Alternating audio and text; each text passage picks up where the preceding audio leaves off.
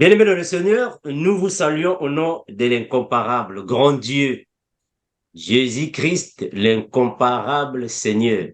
Je salue tous mes frères et toutes mes sœurs. Merci d'être là. Nous allons partager la parole, mes bien-aimés. J'espère que nous avons tous nos Bibles parce qu'on ne peut pas s'assembler sans pourtant avoir sa Bible. Ça va nous aider alors à la lecture biblique. Mes bien-aimés, nous allons prier avant de commencer. Incomparable Père, nous te remercions infiniment, toi qui bénis et gardes tes enfants. Tu nous fortifies, Seigneur Jésus, merci infiniment pour ton amour envers ton peuple. Tu fortifies tes enfants afin que nous puissions aller de l'avant. Car il n'y a que toi, Père, qui augmente connaissance, sagesse en nous, parce que tu renouvelles l'esprit, renouvelles l'intelligence et sagesse, afin de comprendre ta parole et marcher avec. Fortifie-nous encore et toujours. Que le règne, la puissance, la gloire reviennent à toi seul, l'incomparable Jésus-Christ, nous disons. Amen. Merci, mes bien-aimés, d'être présents parmi les saints. Que le Seigneur vraiment vous bénisse et vous fortifie.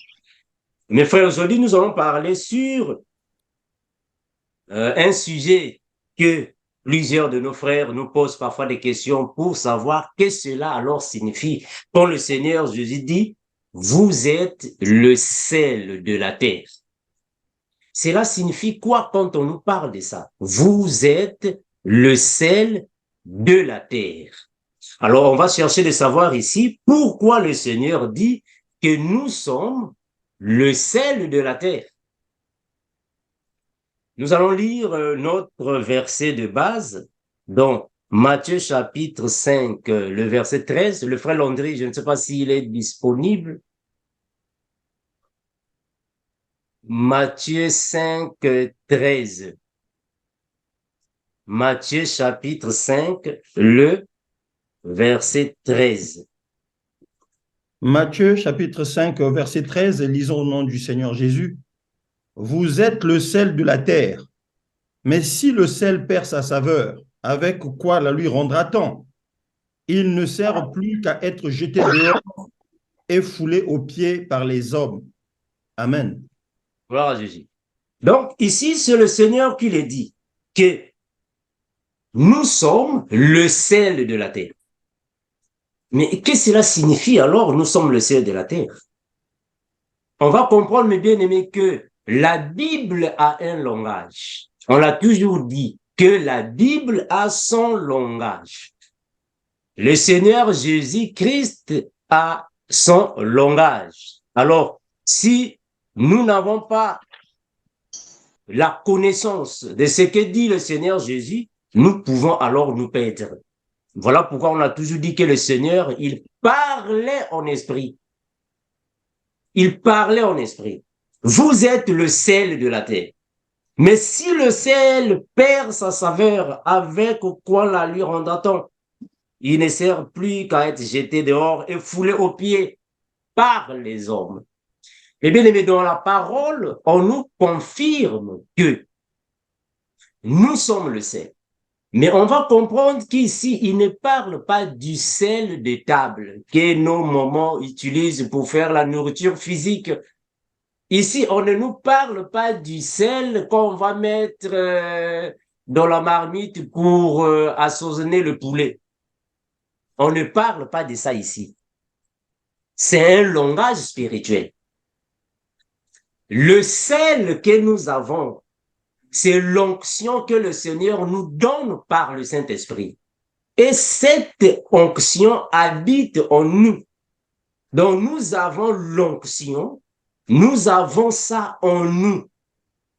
Parce que c'est avec cette onction que nous avons les bonnes œuvres. C'est avec cette onction que nous avons la crainte du Seigneur. Donc ici, le sel est en nous et demeure en nous parce que c'est l'onction. Le Saint-Esprit, il a donné en nous et c'est nous qui devons donner alors une bonne saveur. C'est nous qui donnons cette bonne saveur. Parce que nous allons constater que si le Seigneur n'a pas encore frappé la terre, mais parce que nous sommes ici, aussi longtemps que nous sommes ici sur la terre, quand je dis de nous, je fais allusion à tous les aigles qui vont rentrer au paradis. Nous sommes encore ici sur la terre. Donc, aussi longtemps que l'épouse de Christ est ici sur la terre, aussi longtemps que nous, enfants de Dieu, nous sommes ici sur la terre, aussi longtemps que ceux qui étaient au ciel sont venus sur la terre, nous sommes encore ici sur la terre, c'est nous qui donnons une bonne saveur. Le jour que nous allons quitter la terre, on est parti au paradis, alors ici sur la terre, il va ravager. Il va ravager sur la terre. Parce qu'on va comprendre que le sel ici, c'est ces produits-là qui donnent alors une saveur, qui évite à la nourriture de se corrompre, qui donne un bon goût. Mais c'est nous qui donnons le goût à la vie. En commençant par le Seigneur Jésus-Christ. Quand l'esprit te quitte, ta vie n'aura plus de goût. Quand nous allons quitter le monde n'aura plus de goût. Donc aujourd'hui, le Seigneur jette les yeux sur la terre à ses enfants parce que nous sommes ici. Mais quand nous allons monter au paradis, c'est fini. C'est fini. Là, il va fermer les oreilles, il va fermer le ciel, il va commencer de frapper. Voilà pourquoi au temps de Noé, et c'est ce qu'il a dit au prophète, que la terre s'est corrompue. La terre est devenue corrompue. Donc toi, mets-toi de côté, afin que je puisse frapper le reste. De la même manière qu'il a fait à Lot. Il dit, Lot s'est corrompu. Toi, quitte, afin que je frappe. Donc, Noé et Lot étaient comme le sel parmi ce peuple. Une fois qu'ils sont quittés, ils se sont déplacés, c'est fini, il va frapper. Et la Bible dira, car Dieu a tant aimé le monde, il a donné son fils. Ah, donc on comprend que Dieu a vu les hommes sur la terre, il a aimé ses enfants. Mais puisque nous sommes ici, qu'est-ce qu'il fait? Il doit jeter alors le sel, qui est son fils, pour venir assaisonner le monde. Donc c'est nous qui sommes le sel de la terre, parce que c'est nous qui donnons la saveur ici sur la terre. Or, avant de donner la saveur, il faut avoir de bons fruits. Avant de donner la saveur, il faut avoir le Saint-Esprit, l'onction de Dieu en toi. C'est alors que tu vas donner la saveur. Mais toi, si tu marches dans le péché, tu n'es pas une bonne saveur. Il faut avoir l'Esprit en toi afin d'être une saveur qui donne alors un bon goût à la nourriture. Voilà pourquoi la Bible nous parle même du parfum qui monte aux cieux.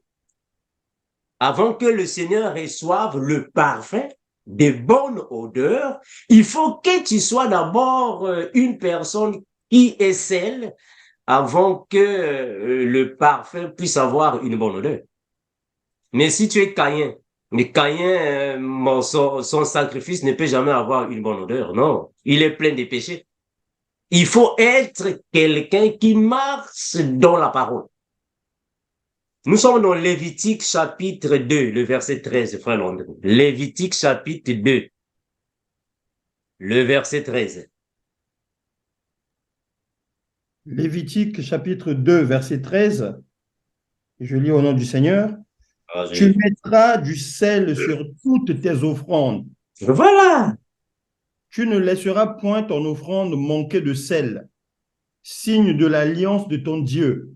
Ah, Sur voilà. toutes tes offrandes, tu mettras du sel. Gloire à Jésus. Mais bien aimé, est-ce que vous écoutez ce que le Seigneur dit ici? Il est en train de dire ainsi, tu mettras du sel sur toutes tes offrandes. Oh. Donc, chaque fois, avant de présenter un sacrifice, l'Holocauste, mais il faut se préparer, il faut mettre là-bas quelque part du sel parce qu'il faut mettre là-bas du sel. À cette occasion, une occasion donnée, bien sûr. Tu mettras du sel sur toutes tes offrandes. Tu ne laisseras point ton offrande manquer de sel. Mais pourquoi le sel? Mais parce que ici, le sel, c'est le signe de l'alliance. Le sel, c'est le signe de l'alliance. Donc, quand la Bible parle du sel, il ne faut pas voir le sel des supermarchés. Non, on ne parle pas du sel des supermarchés ici. Non. Ici, le sel n'est pas le sel que nous achetons là-bas à Anaford, au supermarché. Non. Ici, ce sont des choses spirituelles. Voilà pourquoi on a toujours dit.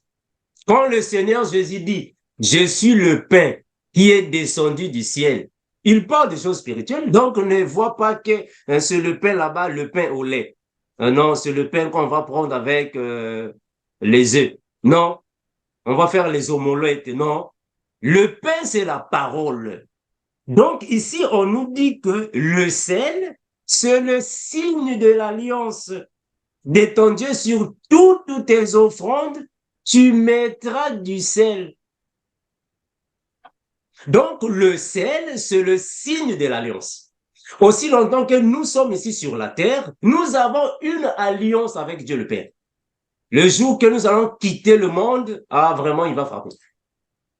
Donc, c'est nous qui sommes le sel ici sur la terre. On ne parle pas du sel de la cuisine ici. Ce sont des choses spirituelles. Que nous dit Ézéchiel? Ézéchiel 43, le verset 24. Ézéchiel 43, 24.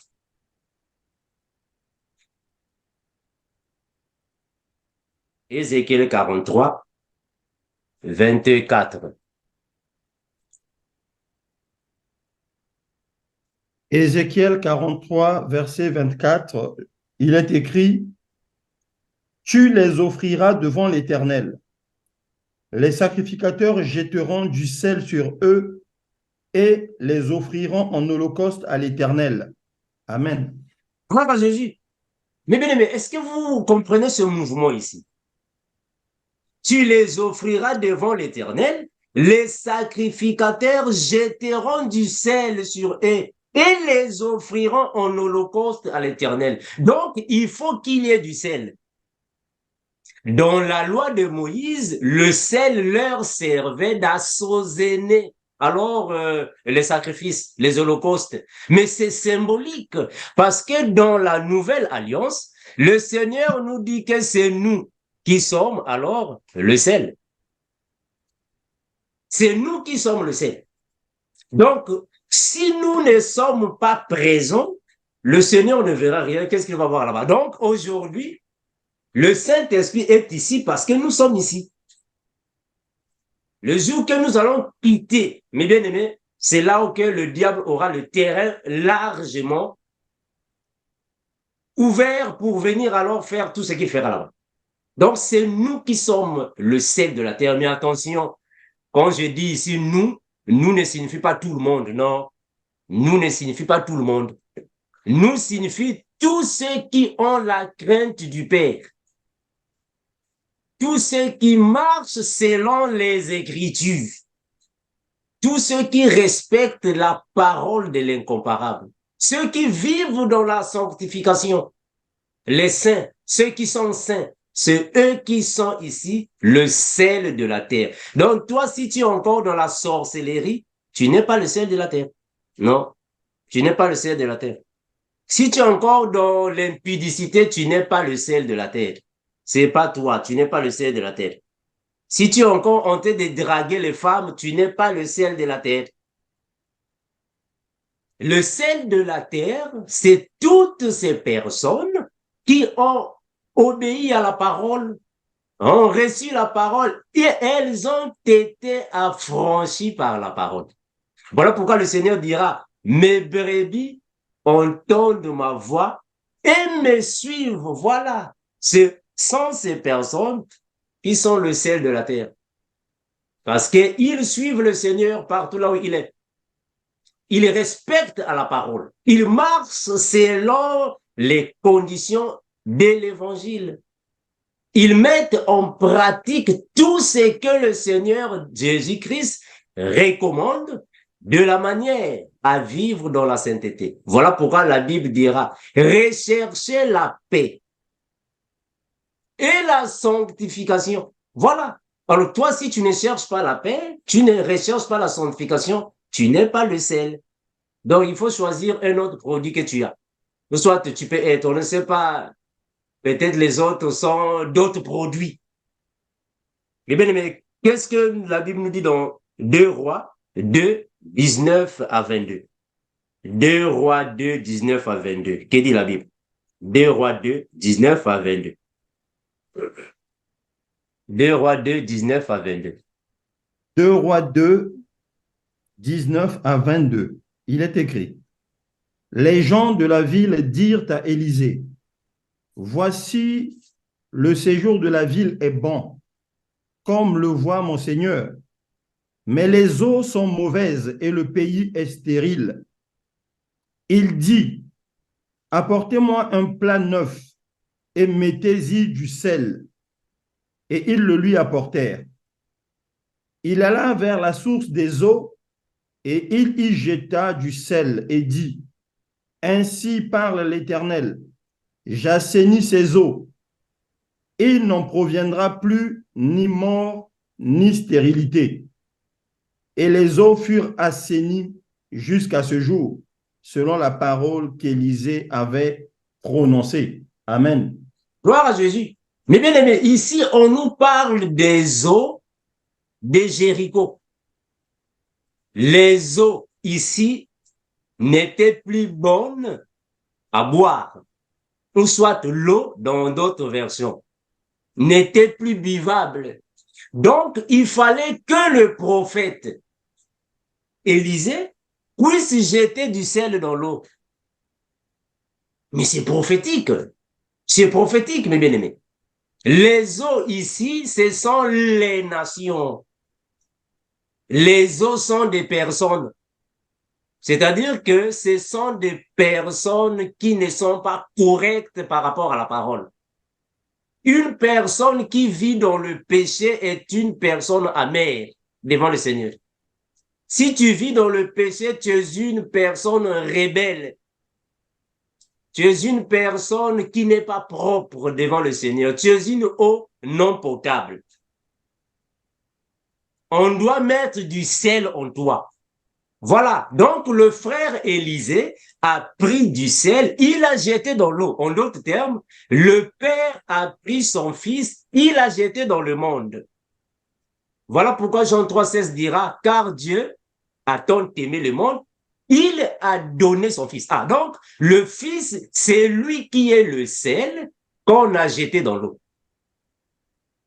Donc, les eaux ici, ou l'eau ici, c'est le monde, là où il y a le péché.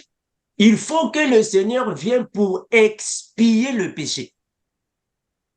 Donc, il n'y a que le sel qui peut rendre cette eau buvable. Donc, si le Seigneur n'est pas dans ta vie n'est pas buvable. On ne peut pas le faire.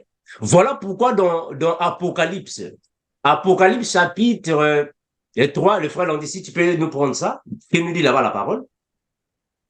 Partons dans Apocalypse. Qu'est-ce dit la parole? Ici, le Seigneur, qui est le sel, il doit venir dans ta vie. Parce que c'est lui qui est le sel, afin que ta vie puisse être assainie. Apocalypse 3, 20. Qu'est-ce qu'on dit là-bas, frère? Apocalypse chapitre 3, le verset 20. Apocalypse chapitre 3, le verset 20. Voici, je me tiens à la porte et je frappe. Si quelqu'un entend ma voix et ouvre la porte, j'entrerai chez lui, je souperai avec lui et lui avec moi. Gloire à Jésus. La Bible est claire. Est-ce que vous voyez ça, mes frères? La Bible est claire. Voici, je me tiens à la porte et je frappe. Si quelqu'un entend ma voix et ouvre la porte, qu'est-ce que Jésus viendra faire là-bas? Est-ce qu'il viendra là-bas pour jouer les jeux vidéo avec toi? Ouvre la porte, j'entrerai chez lui, je souperai avec lui. Mes frères, est-ce que vous ne voyez pas que là-bas, il parle des choses à manger? Je souperai avec lui. Bon, maintenant, si ta nourriture n'a pas de sel, comment est-ce qu'il va souper avec toi? il va souper avec toi. Donc, il faut que cette nourriture puisse avoir du sel. C'est alors qu'il viendra souper avec toi. Il ne peut que venir souper et quand la nourriture est bonne, c'est alors qu'il va souper. Est-ce que vous voyez ça, frère? Parce que c'est nous alors qui devenons ici du sel. Le sel ici, c'est par rapport à ta vie, par rapport aux œuvres que tu manifestes, par rapport aux bons fruits que tu as. Nous sommes dans Colossiens. Colossiens 4, 6, dit quoi? Colossiens chapitre 4, verset 6. Colossiens 4, 6. Colossiens 4, 6, il est écrit que votre parole soit toujours accompagnée de grâce, assaisonnée de sel, Voilà! afin que vous sachiez comment il faut répondre à chacun. Gloire à Jésus. Que votre parole soit accompagnée. C'est-à-dire qu'il faut qu'il y ait du sel dans tes paroles. Cela ne signifie pas dire que tu vas prendre du sel, tu vas commencer à parler et mettre du sel là-bas. Non. Non, frère, c'est pas ça. On va lire dans la version Good News Translation. Ça veut dire quoi? Mettre du sel là-bas, c'est quoi? Colossiens 4, 6. Dans Good News Translation, on dit quoi? Est-ce qu'il y a un frère ici, une sœur qui a une autre version de Bible? Frère Loge, tu as quelle version de Bible? Frère Loge, tu as quelle version de Bible?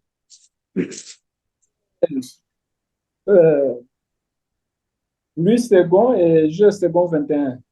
Voilà, vas-y, dans second 21, qu'est-ce qu'on dit?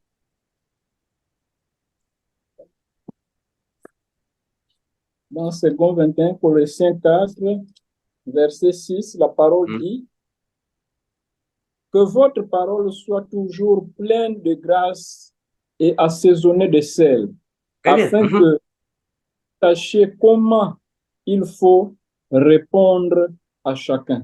Alors, Amen. Jésus, je vais lire ça dans la version Good News Translation. La Bible dit ainsi. Good News Translation. Colossiens 4, 6. La Bible déclare ainsi. Et que vos paroles soient toujours agréables et pleines d'intérêt. Sachez répondre à chacun de la bonne manière. Est-ce que vous voyez ça? Ça, c'est le sel. Ça, c'est le sel. C'est-à-dire avoir des belles paroles. Vos paroles doivent être agréables. Des paroles respectueuses. Un chrétien ne peut pas avoir des paroles de malédiction. On va les maudire. Oh, comment est-ce que toi, tu es chrétien, tu vas maudire les gens? Comment est-ce qu'un chrétien va maudire les gens? Non, moi, je vais te maudire. Non, toi, tu es chrétien. Toi, tu es une chrétienne. Tu ne peux pas maudire quelqu'un. Non, frère. Un chrétien ne peut pas maudire les gens. Une chrétienne ne peut pas maudire les gens. Il y a même des femmes qui disent, mon fils, puisque tu m'as fait ça, si c'est moi si je n'ai pas souffert, si moi, ta mère, je n'ai pas souffert pour toi, vraiment, c'est que je te dise, non, tu es en train de maudire. Il faut que vos paroles soient accompagnées du sel. C'est un langage biblique. En d'autres termes, il faut avoir des paroles agréables. Un chrétien ne peut pas insulter les gens. Non. Une chrétienne ne peut pas insulter. Tes paroles doivent être agréables, c'est-à-dire qu'il y a du sel là-bas. Le sel ici, c'est l'onction que le Seigneur met en toi, demeure en toi, et qui fait de toi alors un bon fruit, un bon arbre. Le caractère va changer. Tu changes de caractère. C'est là qu'on dira que réellement, tu es le sel. Tu es le sel ici sur la terre. Bon, si dans ta vie, tu as des problèmes avec tout le monde, tu n'es pas le sel? Non, tu n'es pas le sel. Le sel est là pour donner la saveur à la nourriture. Le sel est là pour donner un bon goût. Voilà pourquoi Jésus dira, je suis le bon berger. Oh, mais pourquoi Jésus n'a pas dit, je suis le mauvais berger? Pourquoi il n'a pas dit ça? Pourquoi Jésus n'a pas dit, je suis le mauvais berger? Non. Il dit, je suis le bon berger. Pourquoi? Mais parce qu'il est le sel, frère. Mais parce que Jésus est le sel. Puisqu'il est le sel, il ne peut que donner une bonne saveur. Il donne une bonne saveur parce que c'est lui qui est le sel. Vous voyez ça, mes frères? C'est lui qui est le sel. Que nous dit le frère Job? Job 6 dit quoi? Job 6. Job chapitre 6, le verset 6. Job 6. Job chapitre 6, verset 6. Peut-on manger ce qui est fade et sans sel? Y a-t-il de la saveur dans le blanc d'un œuf? Voilà. Peut-on manger ce qui n'a pas de sel? Y a-t-il de la saveur là-bas? Mais non, frère, une nourriture qui n'a pas de sel signifie un mauvais évangile. Des mauvais enseignements qui contredisent la saine doctrine. C'est de la nourriture sans sel. Il n'y a pas de saveur là-bas. Il n'y a pas de saveur là-bas. C'est comme le blanc de l'œuf. Il n'y a pas de saveur. Donc, ce sont les mauvais enseignements. Or, nous avons Jésus, Christ. Christ, lui, il a une bonne saveur. Hébreux chapitre 6, le verset 4 à 6 dit quoi? Hébreux 6, 4 à 6. Hébreux 6, 4 à 6. Hébreux 6, verset 4 à 6, il est écrit: car il est impossible que ceux qui ont été une fois éclairés, qui ont goûté le don céleste, qui ont eu part au Saint-Esprit, qui ont goûté la bonne parole de Dieu et les puissances du siècle à venir, et qui sont tombés, soient encore renouvelés et amenés à la repentance, puisqu'ils crucifient pour leur part le Fils de Dieu et l'exposent à l'ignominie. Voilà Jésus. Mais bien, mais est-ce que vous voyez ce que la Bible dit ici? La Bible parle de goûter le royaume. La Bible parle de goûter. De goûter. Ceux qui ont goûté le don céleste. Mais si le don céleste n'a pas un bon goût, et comment est-ce que nous allons continuer? Il faut qu'il ait un bon goût avant de continuer. Mais parce qu'il est salé. Le bon goût ici, ce sont les bonnes œuvres, les promesses que le Seigneur donne à ses enfants, les merveilles, les bonnes choses que le Seigneur a préparées pour son épouse. Que dit Luc, mon frère? Luc 14, 34 à 35. Vous êtes le sel de la terre. Donc, c'est notre saveur qui donne alors le goût ici sur la terre. Luc 14, 34, 35. Luc 14, verset 34 à 35, il est écrit: le sel est une bonne chose, mais si le sel perd sa saveur, avec quoi l'assaisonnera-t-on? Il n'est bon ni pour la terre, ni pour le fumier. On le jette dehors. Que celui qui a des oreilles pour entendre, entende. Voilà Jésus. La Bible dit que le sel est une bonne chose. Faut pas voir ça dans le physique. On ne parle pas du sel que les mamans ont dans la cuisine, non. Ici, on parle des choses spirituelles. Le sel est une bonne chose. On parle des choses spirituelles. C'est pas physique. Parce que j'ai déjà vu plusieurs personnes qui ont pris du sel. Non, on va commencer à faire des prières avec le sel. Le sel est une bonne chose. Ce qui est physique est physique. Ce qui est spirituel est spirituel. Jésus parle des choses spirituelles. Parce que nous sommes le sel. Et le sel, on doit le prendre dans les roches. Dans les rochers qui sont dans les eaux. Or, nous sommes dans le monde parce que le monde, c'est comme l'eau. Nous sommes dans le monde. Nous sommes le sel qui est dans l'eau, en d'autres termes. Donc, nous sommes les personnes qui sont ici sur la terre, mais nous ne sommes pas de ce monde. Nous donnons seulement le goût au monde, mais quand nous allons quitter, alors, le Seigneur va alors pouvoir frapper parce que le sel n'est plus là. Le sel n'est plus là. Le sel n'est plus là, mes bien-aimés. Donc, le sel est une bonne chose. Mais si le sel perd sa saveur, avec quoi la s'osènera-t-il? Mettons, si toi qui es le sel, tu perds alors ta saveur, ça veut dire quoi? Si le sel perd sa saveur, ça veut dire quoi? C'est-à-dire que toi, tu es le sel. Tu as le Saint-Esprit. Tu as l'onction de Dieu en toi. Tu marches selon la parole. Tu es le sel. Mais quand tu vas t'écarter de la voie du Seigneur, quand tu vas devenir pécheur, c'est là que tu vas perdre ta saveur. Quand tu vas dans les choses qui contredisent la parole du Seigneur, tu vas perdre ta saveur. Tu seras comme Judas. Judas était un apôtre de Jésus. Il a commencé aussi de prêcher. Il a commencé aussi d'aller en mission apostolique. Mais malheureusement, il a perdu sa saveur. Donc, celui qui perd la saveur, c'est cette personne qui avait le Seigneur, mais il va se perdre. En d'autres termes, il fera naufrage quant à la foi. Quand tu fais naufrage quant à la foi, tu perds la saveur. Et quand tu perds la saveur, le Saint-Esprit sera attristé. Ah, c'est alors que la Bible dira, tu vas recevoir plus de démons encore plus méchants que ceux qui étaient avec toi auparavant. Si tu étais en train de draguer une femme par jour, tu vas maintenant commencer à draguer maintenant 2, 3, 4 par jour. Tu changes. Ta condition de vie sera maintenant le pire. Parce que tu as perdu la saveur. Tu n'es plus le sel, tu perds la saveur. Tu deviens maintenant un mondain.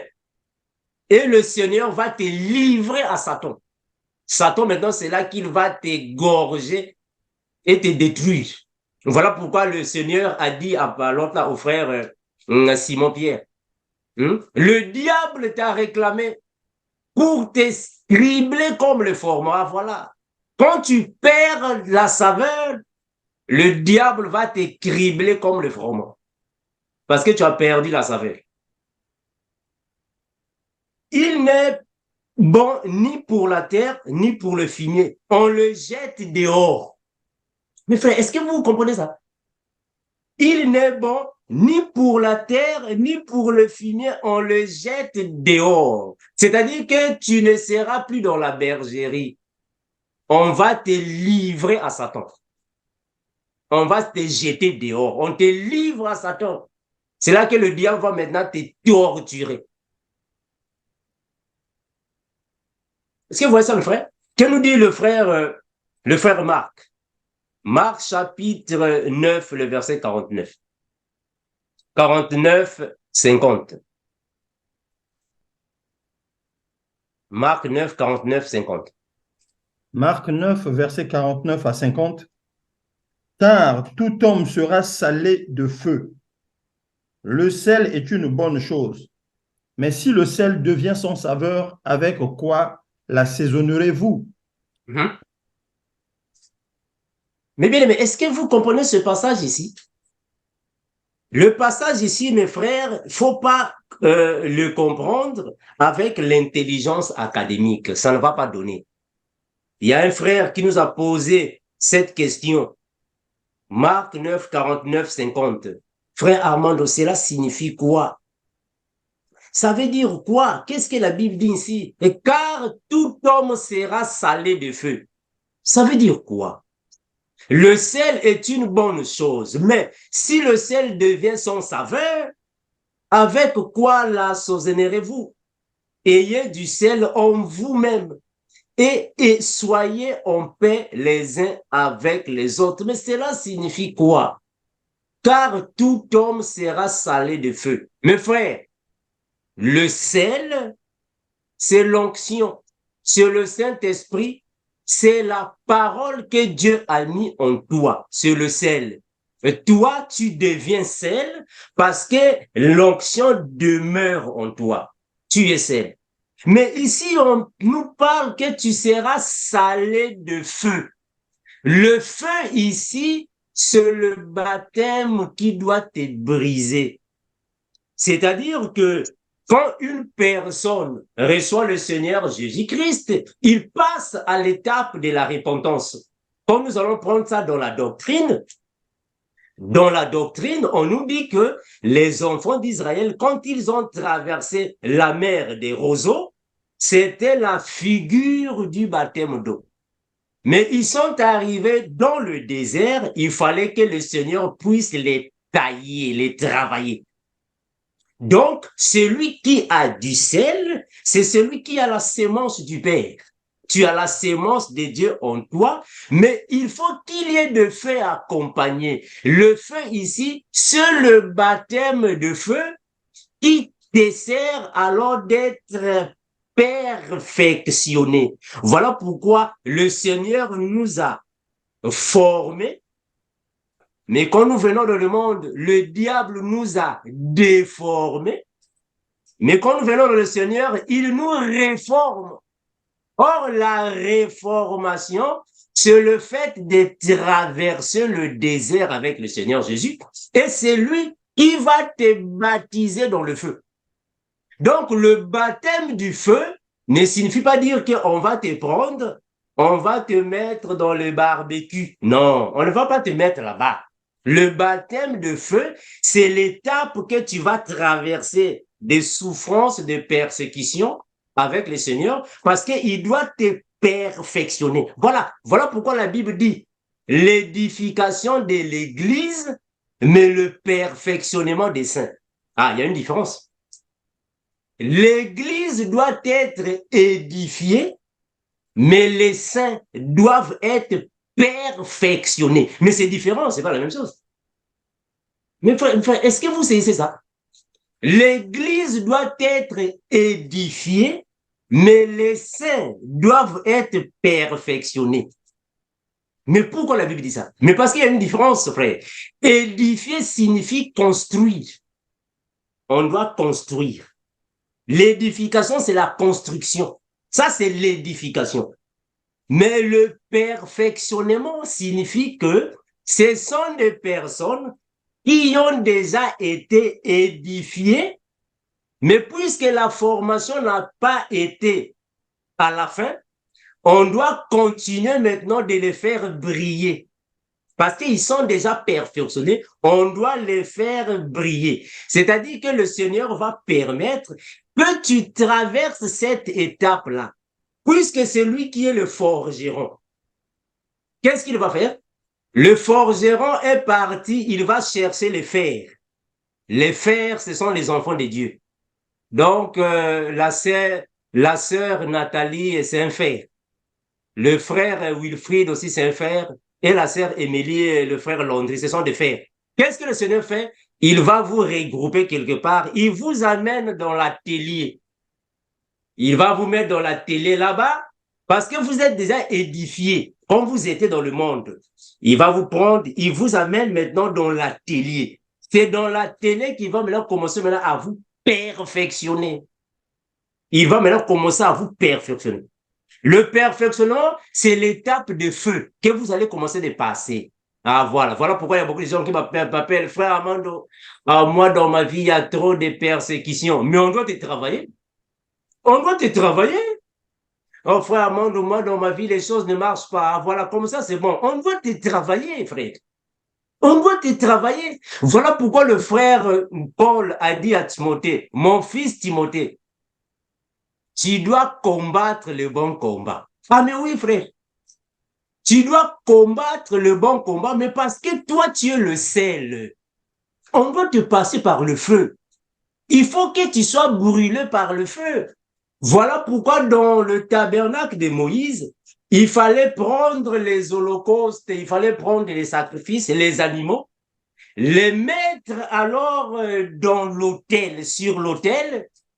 Quand on va vous mettre sur l'autel, on doit ajouter du sel afin que vous puissiez être consumés dans le feu. Or, le fait de consumer dans le feu les animaux, mais c'est le baptême de feu. C'est le baptême de feu que Aaron est en train de donner aux animaux parce que nous sommes les animaux devant le Seigneur. Voilà pourquoi Dieu a dit à Noé, quand tu vas entrer dans l'arche, il faut choisir les animaux pour venir entrer. Ah, donc, les animaux sont des personnes. Les animaux là sont des personnes qui doivent venir entrer dans l'arche. Voilà pourquoi le Seigneur nous appelle les brebis. Il dit, mes brebis entendent ma voix. Oh, mais pourquoi il ne dit pas mes crocodiles entendent ma voix? Pourquoi il n'a pas dit ça? Pourquoi Jésus n'a pas dit mes hippopotames entendent ma voix? Il n'a pas dit ça pourquoi? Pourquoi Jésus n'a pas dit mes chimpanzés entendent ma voix? Mais il dit mes brebis entendent ma voix. Mais pourquoi seulement les brebis? Mais frère, mais c'est pas un hasard. Mais non, frère. Avec le Seigneur, Lazare n'existe pas. Mais parce que le Seigneur sait que une brebis a le caractère de celui qui a le Saint-Esprit. Une brebis a le comportement de celui qui a le Saint-Esprit devant le loup. Ah voilà, une brebis devant le loup se laisse faire à la volonté du loup. Parce que lui ou elle est brebis. Les loups sont les ennemis qui doivent nous tuer. Or, le fait de nous tuer, ils sont en train de nous aider d'aller au paradis. Voilà pourquoi le frère Paul dira, la mort m'est un gain. Ah, donc, on comprend que quand les loups nous persécutent, nous sommes en train de continuer avec le baptême de feu. Quand les sorciers t'attaquent, ils sont en train de t'aider, de progresser dans la foi. Donc, faut pas être nerveux. Quand les sorciers t'attaquent, c'est le combat que tu es en train de combattre. Dans ta vie, quand il y a beaucoup de persécutions, des ennemis, des obstacles, c'est ta foi qui est en train de grandir. Donc, il faut être dans la joie. Voilà pourquoi le frère Paul dira que la mort m'est un gain. Donc, il était joyeux pour sa mort. Mais parce que nous devons passer cette étape-là de feu. Le feu, c'est cette étape-là de persécution, des difficultés dans ta vie qui va te servir d'être encore à la hauteur. Donc, ça va t'aider de monter dans la foi. Tu vas monter dans la foi. Voilà pourquoi le frère Marc ici dira, car tout homme sera salé de feu. Mais c'est une bonne chose. Il faut être salé de feu. Celui qui est salé de feu augmente dans la foi. Sa foi augmente. Regardez, le sel est une bonne chose, mais si le sel devient sans saveur, donc on comprend que le sel devient sans saveur, c'est un enfant de Dieu qui a attristé le Saint-Esprit. Tu deviens sans saveur. En d'autres termes, tu n'as plus cette considération. Tu n'as plus l'intimité avec le Seigneur. Tu as perdu la saveur. Tu n'as plus l'intimité avec le Seigneur. Fini. Tu perds la saveur. Parce que c'est lui qui a le Saint-Esprit te contrôle. Il te protège. Il te console. Il te dirige. Il t'oriente. Bon, maintenant, toi, tu as perdu la saveur. Qui va te contrôler? Qui va te protéger? Qui va te diriger? Qui va t'orienter? Tu n'as plus le Saint-Esprit. Mais bien aimé, celui qui a le Saint-Esprit est mieux gardé, mieux protégé, même que le président des États-Unis. Celui qui a le Saint-Esprit, tu es protégé plus que même Macron. Est-ce que vous savez ça, frère? Mais bien aimé, est-ce que vous savez ça? Eh bien, mais est-ce que vous comprenez ce que je dis ici? Celui qui a le Saint-Esprit est protégé plus que même le roi. Parce qu'un président de la République, un roi ou une reine, on te protège seulement physiquement. Tu veux aller au supermarché, tu as des gardiens qui te protègent. Ok, c'est bon. Tu veux aller à l'école, les gardiens te protègent. Ah, moi, j'ai des gardes rapprochés. Ok. Tu vas au cinéma, on te protège. Maintenant, quand tu vas dormir, qui va te protéger? Quand tu vas dormir, qui va te protéger. Pendant que tu es en train de dormir, voilà, tu te vois, voilà, dans une vision, tu es en train de marcher. Mais là, tu marches, il y a des chiens, il y a des animaux à côté. Là, tu ne vas pas appeler les gardiens. Il y a là, dans la vision, il n'y a plus de gardiens. Et qui va te protéger? C'est lui qui te protège. C'est le Seigneur qui te protège partout là où tu seras. C'est lui qui va t'orienter, qui va te diriger. Maintenant, si toi qui es le sel, tu perds ta saveur, qui va te protéger? Qui va te diriger? Qui va t'orienter? Qui va te guider? On va te jeter hors. Tu n'auras plus de saveur. C'est fini pour toi. Regardez, je prends le verset 20. Le verset 50, pardon. Ayez du sel en vous-même. Alléluia. Ayez du sel en vous-même. Ici, je ne suis pas en train de dire à la sœur Edwige d'aller acheter du sel au supermarché et mettre dans la cuisine. Non. Ici, ce sont des choses spirituelles. Ici, on ne dit pas à la sœur Karen d'aller acheter du sel pour mettre dans le... Non. Ayez du sel en frère. Le sel, c'est l'onction de Dieu. Il n'y a que par l'onction que tu peux avoir la foi. Par la parole de l'évangile. C'est la parole, c'est le Seigneur qui te donne ça. Ayez du sel en vous-même. Le sel ici, c'est par le Saint-Esprit. Hein, bien aimé? Donc, il ne faut pas croire, non, frère Armando, moi j'ai vu dans la Bible, on a dit, il faut acheter du sel. Nous, aujourd'hui, on commence à faire les prières de délivrance avec du sel. On nous a recommandé le sel. Et regarde, on a écrit ça dans la Bible. Le sel, c'est l'onction que le Père te donne. Le sel ici, c'est le Saint-Esprit qui est en toi, qui demeure en toi et fait de toi le sel. C'est toi qui deviens le sel. Parce que tu as l'onction en toi. Ayez du sel en vous-même et regardez la phrase qui suit. Et soyez en paix. Oh, mais est-ce que si tu as le sel de la cuisine, tu seras en paix avec les gens? Est-ce que si tu achètes le sel au supermarché, c'est le sel du supermarché qui va te donner la paix? Oh, mais si le sel du supermarché donne la paix, donc tous les voisins n'auront plus de problèmes avec leurs voisins parce qu'ils ont du sel à la maison. Ici, le sel, frère, c'est l'onction de Dieu. C'est le Saint-Esprit. Donc, il faut avoir le sel parce que c'est le sel-là qui va te donner la paix. Il te donne la sanctification. Voilà pourquoi le frère Paul dira, recherchez la paix avec tous et la sanctification. Ah, mais la Bible dit qu'il n'y a que le sel qui peut donner la paix. Ah, donc le sel, c'est le Saint-Esprit. Le sel, c'est l'onction. Si tu n'es pas le sel, frère, tu auras des problèmes dans la vie. Il faut avoir le sel en toi. Parce que nous-mêmes, nous sommes aussi le sel. Nous sommes le sel. Et que dit alors le frère? Nous sommes dans Hébreux chapitre 13, le verset 15. Qu'est-ce qu'on dit là-bas? Hébreux 13, 15. On dit quoi, frère?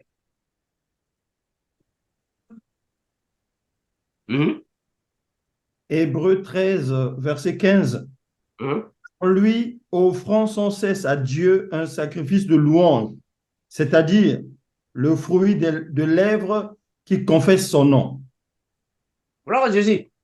Mais bien, mais est-ce que vous voyez ce que la Bible déclare ici, Hébreux 13, 15? La Bible dit, par lui, offrant sans cesse à Dieu un sacrifice de louange. Oh, mais nous avons lu ici que, au temps de Moïse, avant d'offrir un sacrifice, il faut mettre du sel sur le sacrifice. Bon, maintenant, toi, tu vas offrir un sacrifice, mais tu n'as pas de sel en toi. Comment est-ce que le Seigneur va agréer l'autre à cette offrande-là? Il va agréer ça comment? Le Seigneur ne peut pas agréer ça. Il ne peut pas agréer ça parce qu'il te faut alors en toi le sel. Il te faut le sel. Il te faut le sel, mes frères. Par lui offrant sans cesse à Dieu un sacrifice de louange, c'est-à-dire le fruit des lèvres qui confesse. Est-ce qu'on a dit ici qui confesse le nom de notre prophète? On a dit ici qui confesse le nom du frère Armando? Non. Est-ce qu'on a dit ici qui confesse le nom de notre pasteur? Non. Qui confesse le nom du Seigneur? Qui confesse le nom du Seigneur? Voilà pourquoi nous avons dit, les lèvres d'un enfant de Dieu ne peuvent pas prononcer des paroles malsaines. Toi, tu es enfant de Dieu, tu ne peux pas insulter les gens.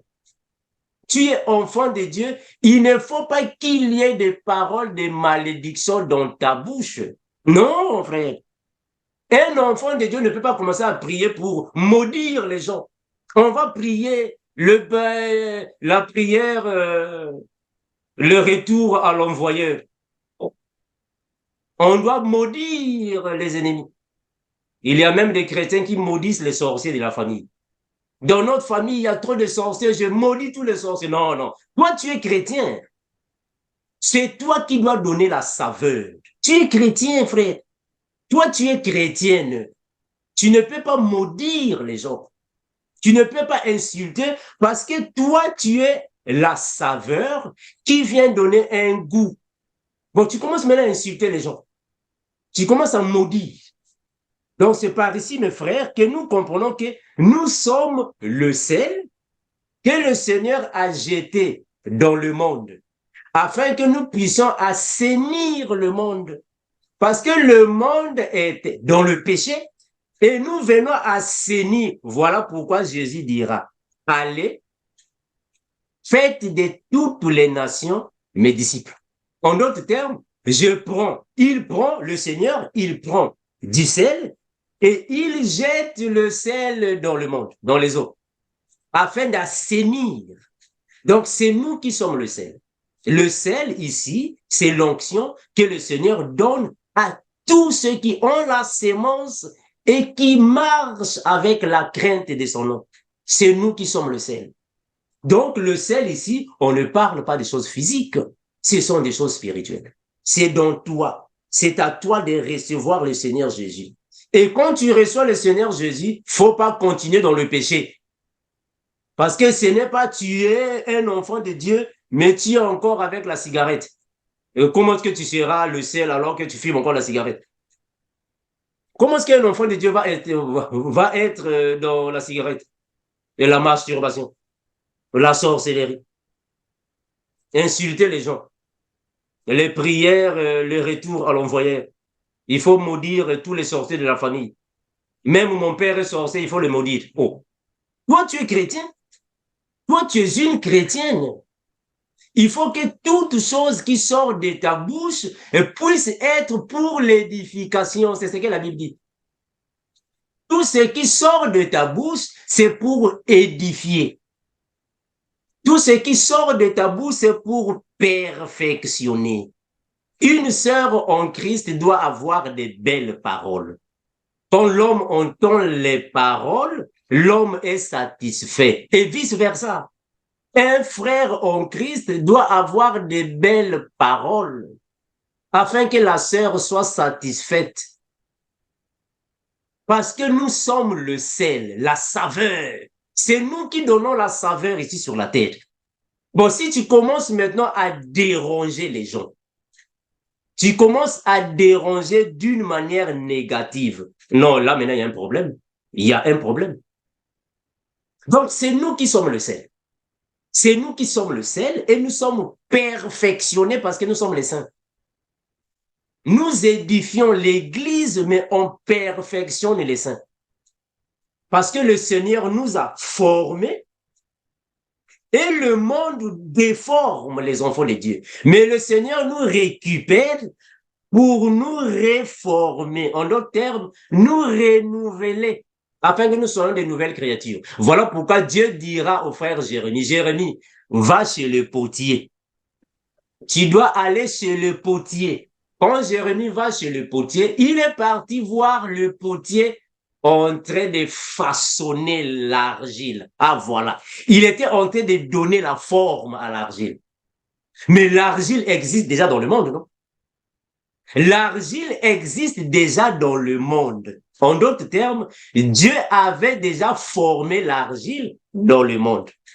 Mais quand l'argile est venue dans le monde, c'est la situation géographique qui a déformé l'argile. Mais qu'est-ce que Dieu fait? Il va maintenant venir prendre cette argile-là pour réformer l'argile. En d'autres termes, il est tenté de te faire passer le feu, le baptême de feu. C'est-à-dire qu'il est en train de te briser. Il est en train de t'exposer aux persécutions afin que tu sois encore poli, tu sois encore bien taillé. Il doit te tailler. Donc, on comprend qu'un chrétien ou une chrétienne qui a un comportement de païen, qui a un caractère de païen, on va comprendre que tu n'es pas encore passé par l'atelier du forgeron. Le forgeron ne te connaît pas.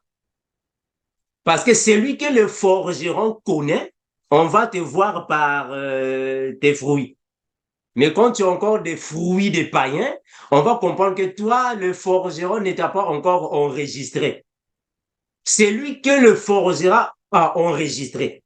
Le forgeron t'a fait passer sur sa table. Il t'a taillé, il t'a réformé et perfectionné. Juste en te voyant, on saura que celui-là, il est réellement un enfant de Dieu. Voilà pourquoi les Juifs ont dit, jamais homme n'a parlé comme celui-ci. Voilà, on va lire ça. Gloire à Jésus. Gloire à Jésus. Nous demandons au frère Landy de nous aider pour lire ces derniers versets. Que le Seigneur soit béni. Nous sommes dans Jean chapitre 7 et le verset 46. Jean 7, 46. Jean 7, 46, mon bien-aimé. Jean 7, verset 46. Les huissiers répondirent, jamais homme n'a parlé comme cet homme. Gloire à Jésus. Les huissiers répondirent non. Nous avons déjà vu plusieurs personnes. On a déjà contemplé plusieurs personnes qui parlent bien, qui savent, qui sont intelligents. Mais parmi toutes ces personnes, non, jamais. Jamais homme n'a parlé comme celui-ci. Voilà. Mais parce que par lui, on peut voir les fruits de l'esprit. Mes frères, c'est lui ou celle qui est déjà passé sur la table du forgeron. C'est un nouveau fer. Juste en te voyant, en t'entendant parler, même ta démarche va changer. Même ta démarche va changer. Un vrai chrétien, une vraie chrétienne, même ta démarche va changer. Tout ce qui est en toi change, même la coiffure. Tes coiffes aussi vont changer. L'habillement va changer. Ta démarche va changer. Même la façon de conduire la voiture va changer. Tu ne vas pas commencer à chercher à cogner n'importe qui. Non. Toi, tu es chrétien. Comment est-ce que tu vas commencer à dépasser l'autre là? Les interdictions. Non, toi, tu es chrétien, frère. Toi, tu es chrétien. Le chrétien, il est changé en tout. Je vous ai dit, mes bien-aimés, un chrétien ou une chrétienne, en toutes choses, tu es changé. Même ta façon de dormir va changer. Ta façon de dormir. Si auparavant, tu dormais en caleçon, tu vas changer. Tu vas changer ça. Tu vas changer. Même ta façon de manger, tu vas changer ça.